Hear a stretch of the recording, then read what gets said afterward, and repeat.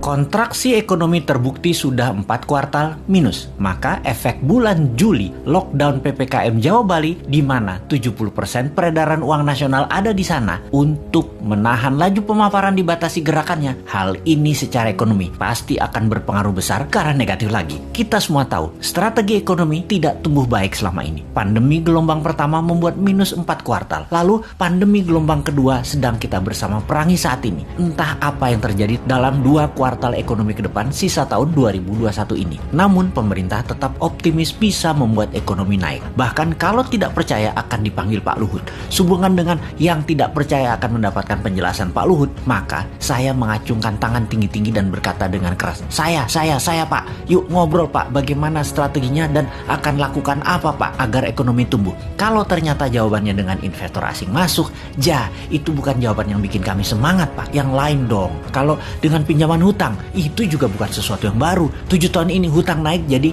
6.500 triliun dari 2.700 triliun sisa Pak SBY. Itu juga bukan sesuatu yang wah, malah sesuatu yang loh. Jadi kalau ada yang tidak percaya mau dengar langsung dari Pak Luhut, terang saya menjadi orang nomor 1 ingin penjelasan. Saya Pak, kami berharap strategi baru yang dipakainya, bukan yang kemarin-kemarin yang terbukti membuat 4 kuartal minus, juga bukan yang membuat impor bertambah naik, juga bukan membuat tenaga kerja asing bertambah banyak di Indonesia. Yang baru Pak, yang segar, ada Pak. Juga bukan seperti selama 7 tahun ini telah berjalan memainkan kekuatan politik. Pernah membelah Golkar jadi 2 di awal dulu, membelah PKS jadi 2, membelah Demokrat jadi 2, membelah P3, membelah PAN, baik langsung ataupun tidak langsung, mendukung atau mendiamkan perpecahan politik terjadi. Jangan lagi seperti itu. Jangan terlalu berpolitiklah bernegara. Utamakan keselamatan rakyat, humanitarian. Ekonomi juga jangan terlalu mementingkan asing lah. Hutang, investor asing, kedua hasil bumi, sumber daya alam, tanah air, tenaga kerja asing, pajak mencekik. Dukunglah dengan mempermudah. Seperti izin di BPOM misalnya. Ada ribuan izin yang nyangkut tahunan di sana.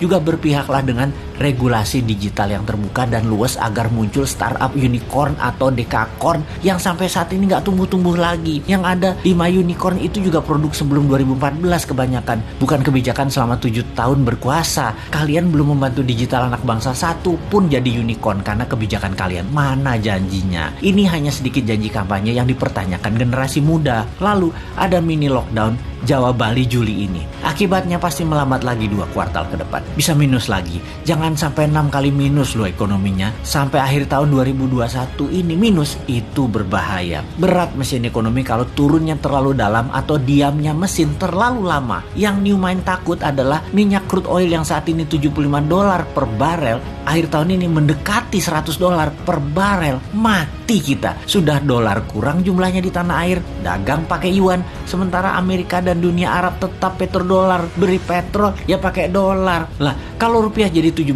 terhadap dolar karena perlu dolar dan dolar langka, nggak ada dolar masuk karena yuan yang masuk. Beli minyak 800.000 barel per hari pakai apa bayarnya? Apa mau Saudi dibayar pakai yuan? Ya enggak lah. Yuan belum multi currency. Baru 1,7% transaksi dunia yang pakai yuan. Cukup nekat sih analisa meyuankan transaksi dan tergantung satu negara Tiongkok mitra dagangnya, padahal Tiongkok bukan penyedia semua macam-macam kebutuhan, terutama kebutuhan energi. Cina nggak punya energi, Cina aja import. Berat nih kalau crude oil mendekati $100 per barelnya di akhir tahun 2021 ini. Di sisi lain, COVID mudah-mudahan melandai sejak akhir Juli ini. Semangat vaksin kita dukung kok bos.